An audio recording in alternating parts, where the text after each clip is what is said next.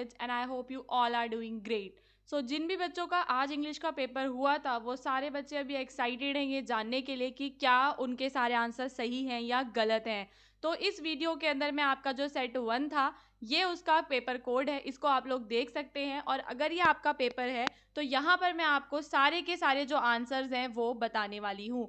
उसके अलावा स्टूडेंट्स, अगर आपका दूसरा पेपर था और वो इससे मैच नहीं करता तो वो भी आप हमें भेज सकते हैं हमारे व्हाट्सएप नंबर पे। वो जो है आपको डिस्क्रिप्शन में हमारा नंबर मिल जाएगा।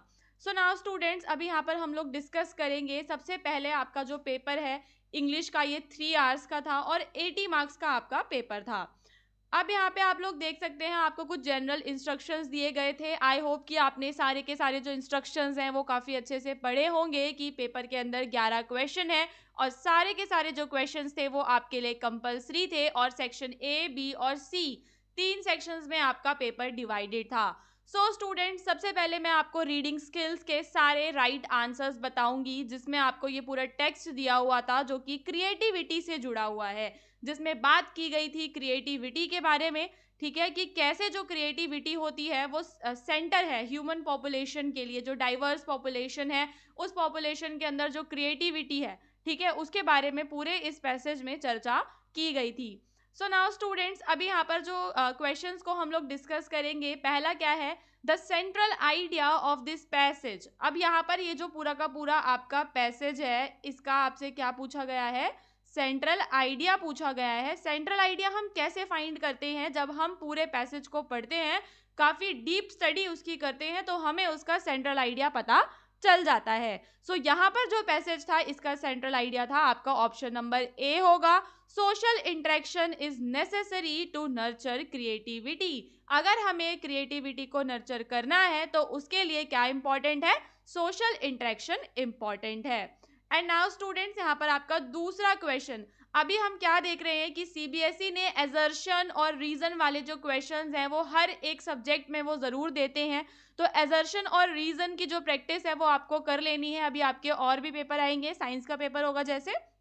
सो स्टूडेंट्स, आपको एजर्शन और रीजन दिया गया था, इसका जो करेक्ट है आपका ऑप्शन वो डी है। यहाँ पर जो आपका एजर्शन है वो फॉल्स है बट इसका जो रीजन है वो ट्रू है, क्योंकि जो आपकी क्रिएटिविटी होती है, क्रिएटिविटी एक सोशल प्रोसेस होती है। इसके बाद आपका थर्ड, देखो थर्ड वाला जो है पैराग्राफ 1 में से आंसर करना था। काफी सारे बच्चे जो हैं इसमें अगर आपको वर्ड्स की नॉलेज नहीं होती तो इस प्रकार के जो क्वेश्चंस हैं वो आपके गलत हो जाते हैं।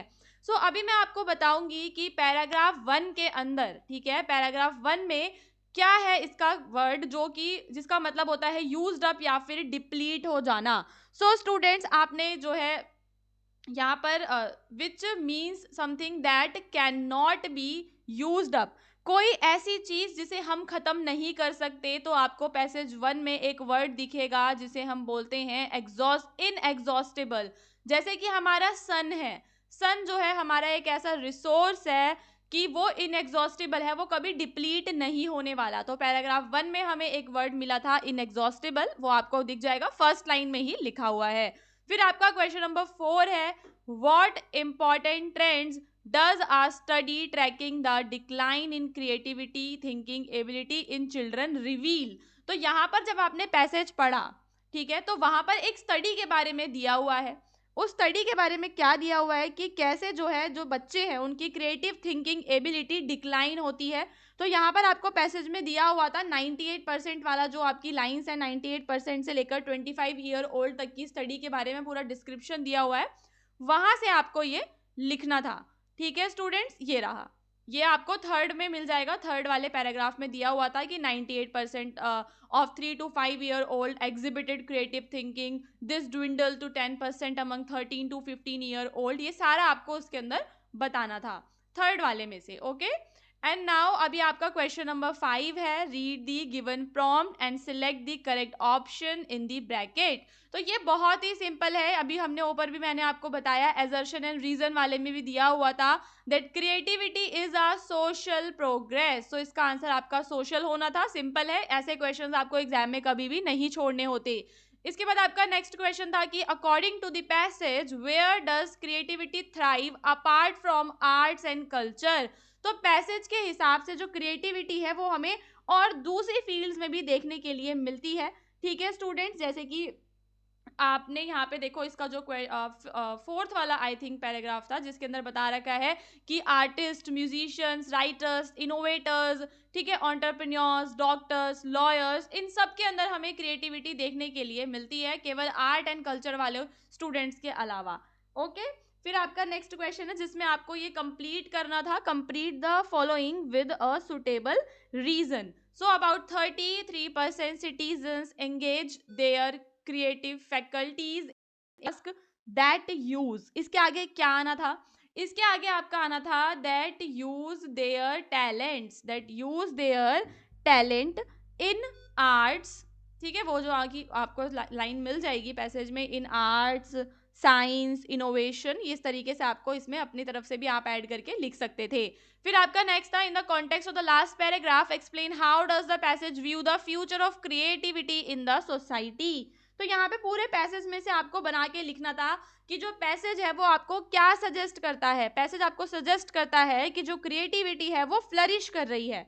ओके, सो नाउ अभी इसके बाद देखो दूसरा आपका क्वेश्चन क्या है। दूसरे क्वेश्चन में भी आपको पैसेज ही दिया हुआ था जो कि आपका किससे रिलेटेड है। सेकेंड जो आपका पैसेज है स्टूडेंट्स वो ऑनलाइन शॉपिंग से रिलेटेड है। ठीक है, इसके अंदर आपको थोड़ा सा डेटा भी दिया हुआ है, उसके वेरियस एस्पेक्ट्स दे रखे हैं, उसका डिस्क्रिप्शन दे रखा था, तो ये थोड़ा सा डिफिकल्ट रहा होगा बच्चों के लिए। सो नाउ स्टूडेंट्स अभी हम डिस्कस करेंगे इसके आंसर्स को। पहला क्या है question, what does the use of the phrase. हमने क्या देखा कि पैसेज के अंदर एक फ्रेज यूज किया गया है जिसका नाम है a perfect storm of choice. क्या है वो phrase, a perfect storm of choice by the writer in the paragraph 1। तो यहाँ पर आपको उसकी फीलिंग्स के बारे में बताना है। सो स्टूडेंट्स इसका जो राइट आंसर है वो बी है। ठीक है, द कंज्यूमर्स आर कंफ्यूज्ड होना था इसका। उसके बाद आपका पैराग्राफ 2 में है, the paragraph 2 that indicates that the writer feels assisting consumers has become a profitable industry. ये कौन सा वर्ड है, एक वर्ड आपको फाइंड आउट करना था। तो वो जो आपका वर्ड है स्टूडेंट्स वो क्या है आपका थ्राइविंग। क्या है वो आपका वर्ड, वो वर्ड है आपका थ्राइविंग। फिर आपका नेक्स्ट क्वेश्चन है, based on the aspects mention in the table mention the marketing approach that is primarily concerned with understanding consumers based on various factors. तो यहाँ पर अभी ये जो क्वेश्चन है काफी सारे बच्चों को समझ में नहीं आया होगा। सबसे पहले आपको देखना है कि देखो क्या है, टेबल के अंदर आपको कुछ एस्पेक्ट्स दिए गए थे। ठीक है, अब वहां पे जो मार्केटिंग अप्रोच थी, ठीक है, मेंशन करना है आपको मार्केटिंग अप्रोच के बारे में जो कि कंसर्न, उसका जो मुद्दा होता है, उसका क्या मुद्दा होता है, कंज्यूमर्स को अलग अलग फैक्टर्स पे समझना।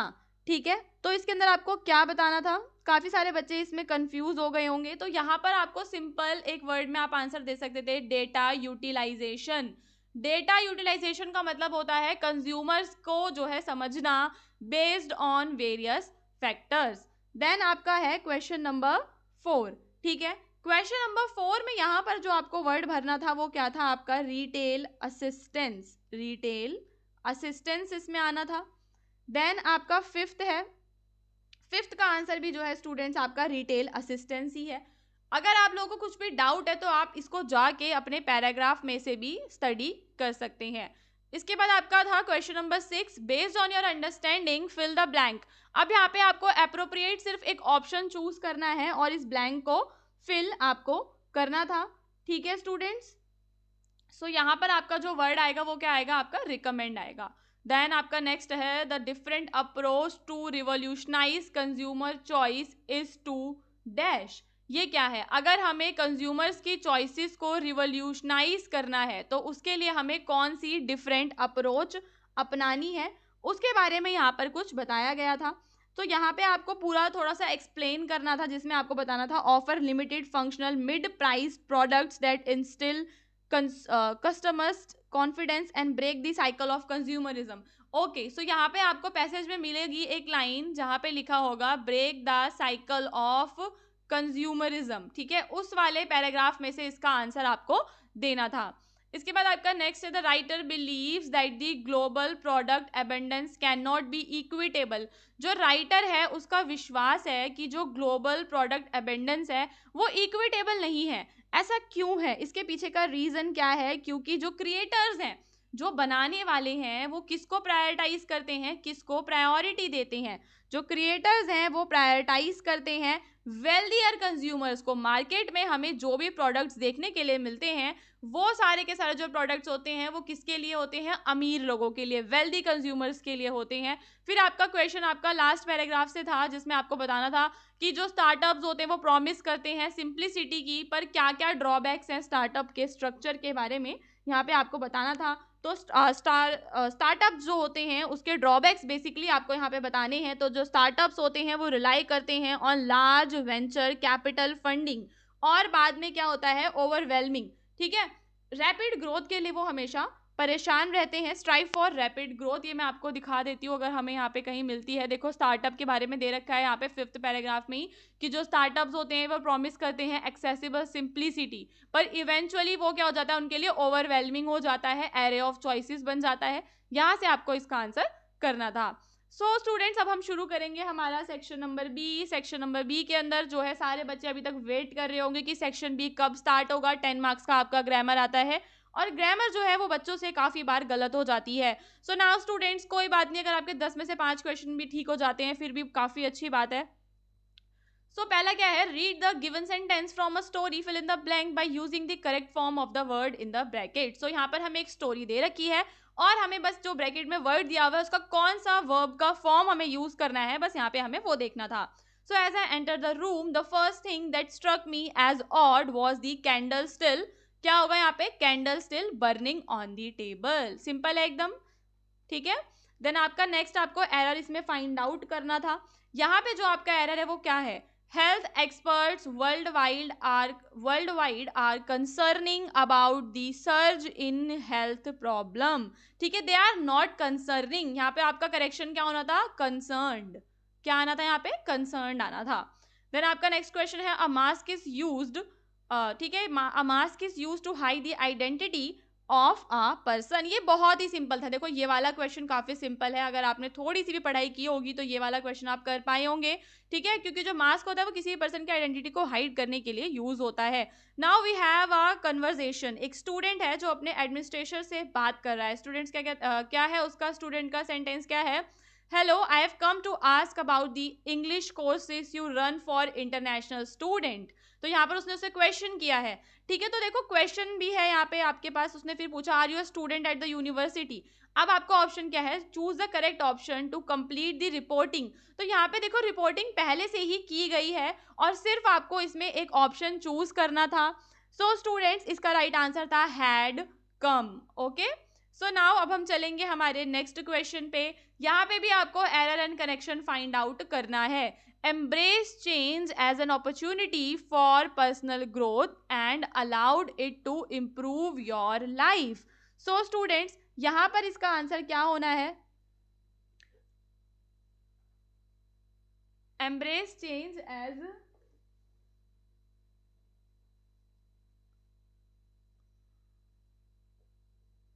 just a minute, I am telling the correct answer.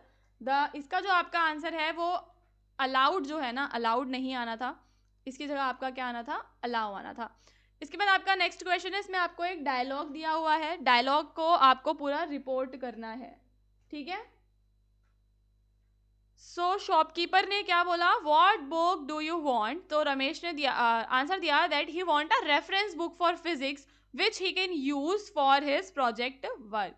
So the shopkeeper asked Ramesh which book did he want. Ramesh replied that, क्या रिप्लाई करा? That he want a reference book for his physics project work. Okay? अब हमारा next है fill in the blank by choosing the correct option. इसमें आपको right option choose करना था। So student इसका जो आंसर है वो क्या है आपका? विच है। There are many invention of science which have benefited human beings in many ways. Then आपका नेक्स्ट है 8th, in our country dash universities offer a range of courses. Dash universities are offer a range of courses. तो हम यहाँ पे क्या करेंगे? इसका बहुत ही सिंपल है ये वाला भी। देखो इसमें आपका मैनी आना था। Many universities are offering a range of courses. So next भी आपका देखो डायलॉग वाला ये रिपोर्ट करना है। The city planner said that the new park dash of several month of research and planning. क्या आना था? न्यू पार्क वॉज आर, ठीक है, इज आर रिजल्ट का क्या हो जाएगा आपका, was a result of several month of research and planning. Question number 10 में आपको करेक्ट स्टेटमेंट को चूज करना था और यहाँ पे आपका करेक्ट स्टेटमेंट बी है, he swore that he had not stolen the bag. फिर उसके बाद ये वाला बहुत ही सिंपल था, व्यूज आना था इसमें आपका, ठीक है, व्यूज इसमें आ जाएगा, डी इसका राइट आंसर है, बिकॉज यहाँ पे सनराइज और सनसेट दो व्यूज की बात हो रही है। देन आपका नेक्स्ट क्वेश्चन इसका था ऑप्शन नंबर ए, जिसमें ये आपको रिपोर्ट दे रखी है, the report concludes that dash very few learners have some knowledge of astrophysics. फिर आपकी ये जो क्रिएटिव राइटिंग स्किल्स हैं ये तो आप लोगों ने अपने आप ही करा होगा, बिकॉज यहाँ पे जो है आपको सारी कुछ काफ़ी सारी देखो इन्फॉर्मेशन दी हुई है। एनवायरमेंटल डिग्रेडेशन के बारे में पूरा आपको यहाँ पे डिस्कस करना था। इसके बाद एक और क्वेश्चन दे रखा है कि जो ओबेसिटी होती है, मोटापा होता है, वो एक ग्लोबल इशू है, तो लेटर लिखना था मिनिस्ट्री ऑफ हेल्थ को, ठीक है। फिर अगले में आपको प्रॉस एंड कॉन्स दे रखे थे, इंटरनेट के एडवांटेजेस एंड डिसएडवांटेजेस, कुछ इन्फॉर्मेशन दे रखी है आपको, ठीक है। ओके सो ये आपका जो ये एनालिटिकल पैराग्राफ है और 10th क्लास में एनालिटिकल पैराग्राफ पक्का आता है और आई होप कि आप ये वाला करके आए होंगे पूरा डेटा को स्टडी करने के बाद। फिर आपके क्वेश्चंस थे जो लिटरेचर टेक्स्ट बुक से रिलेटेड हैं, आपके लिटरेचर वाले, क्योंकि काफ़ी सारे जो बच्चे हैं वो लिटरेचर में नहीं कर पाते हैं। तो ये पहला वाला देखो इसमें बता भी रखा है कि ये नेल्सन मंडेला से आया है। तो what effects does the experience as described in the lines below have to on the speaker? तो यहाँ पर कुछ लाइंस दे रखी थी और आपको बताना था कि इन लाइंस का स्पीकर के ऊपर क्या इफेक्ट, क्या इम्पैक्ट पड़ता है। तो यहाँ पे आपको बताना था कि कैसे जो है ये जो लाइंस हैं ये सिखाती हैं true meaning of courage. Then आपका नेक्स्ट था, इसका आंसर क्या था, इसका आंसर था आपका D, ability to overcome fear. उसके बाद आपको 40 वर्ड्स में आंसर करना है according to the author what does true courage entail, ठीक है। थर्ड वाले का आंसर आपको, थर्ड वाले के आंसर में 40 वर्ड्स में बताना था कि ऑथर के हिसाब से ट्रू करेज क्या होता है। तो आपको यहाँ पे क्या बताना था, ऑथर के हिसाब से ट्रू करेज होता है एब्सेंस ऑफ फियर, ठीक है, and absence of fear but the ability to conquer it, ability to conquer it, ठीक है। ये वाली जो था पूरा उसको आपको बना के लिखना था। फिर आपका था fill in the blanks, man stood up to torture showing strength and resilience, that is impossible to understand, बहुत ही सिंपल है, इम्पॉसिबल टू अंडरस्टैंड आना था। फिर आपका जो नेक्स्ट पैराग्राफ है वो थीफ स्टोरी से है, इसका जो आंसर है फर्स्ट वाले का वो आपका क्या है, जॉयस है। देन आपका नेक्स्ट है how does the prospect of being paid regularly affect the narrator motivation. जो नैरेटर का मोटिवेशन था कि वो वहाँ पे चोरी करने के लिए आया था, उसका क्या इफेक्ट उसके ऊपर पड़ता है। फिर आपका next question students fill in the blanks है, फिल इन द ब्लैंक्स में आपका जो वर्ड है वो क्या आना था, नोबिलिटी आना था। सो आई होप कि आपके ये दोनों जो, अगर आपने ये वाला पैराग्राफ चूज किया होगा तो आपके आंसर्स ठीक होंगे। देन आपको कंपेयर करना है दो meaning, my heart sank and my spirit rose, इन दोनों का जो मीनिंग है वो कंपेयर करना है। जैसे कि जो हार्ट सैंक का मतलब क्या होता है कि हम डिसअपॉइंटेड फील करते हैं, और अगर हम बात करें हमारे स्पिरिट रोज हो गई, इट मीन्स कि हम होपफुल और एनकरेज्ड फील करते हैं। फिर आपका द ट्रीज वाली जो पोएम है उसमें से आया हुआ है आपका पैराग्राफ, द मेटामॉर्फिकल एक्सप्रेशन आपको बताना है। तो मेटामॉर्फिकल एक्सप्रेशन यहाँ पे क्या है, the trees are stumbling forward into the night, ये होना था आपके फर्स्ट का आंसर, ठीक है स्टूडेंट्स। फिर आपका नेक्स्ट है based on the tone discuss how Edwin rich present the conflict between man and nature. तो ये बहुत ही सिंपल है, अगर आपने पोएम पढ़ी होगी ट्रीज वाली। सो स्टूडेंट्स आपको पता है कि यहाँ पर जो ये पोएम के थ्रू जो ट्रीज जो हैं और ह्यूमन जो हैं उनके बीच का एक पूरा रिलेशनशिप डिस्क्राइब हुआ है। थर्ड वाले में आपको करेक्ट ऑप्शन चूज करना है। थर्ड वाले का जो आपका करेक्ट ऑप्शन है वो है एरी एंड फोर बोर्डिंग, इसका क्या होना था आपका बी होना था। सो स्टूडेंट्स फिर आपका नेक्स्ट है, देखो दो आपकी पोएम्स हैं और दोनों पोएम्स में से कोई एक जो आपको पूरा चूज करना है। So complete the following, Amanda sulked and became moody, Amanda sulked and became moody, इसका क्या है, बिकॉज क्या आएगा इसमें, because she was being constantly scolded, क्योंकि उसकी लगातार डांट पड़ती रहती थी। देन आपके इस बाकी क्वेश्चंस तो ये सारे आपको खुद से ही करने थे। अभी ये रहा, इसका आपको मैं बता देती हूँ कि फोर्थ वाले का करेक्ट आंसर आपका क्या होगा स्टूडेंट्स।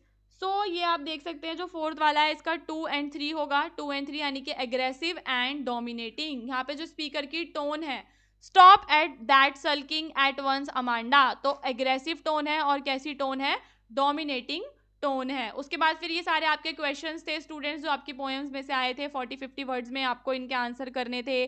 फिर इसमें से 2 आपको करने थे, ठीक है। तो हम देख सकते हैं कि एग्जाम में आपकी पूरी चॉइस रही थी। सो आई होप कि आपको पूरा अच्छे से समझ में आया होगा।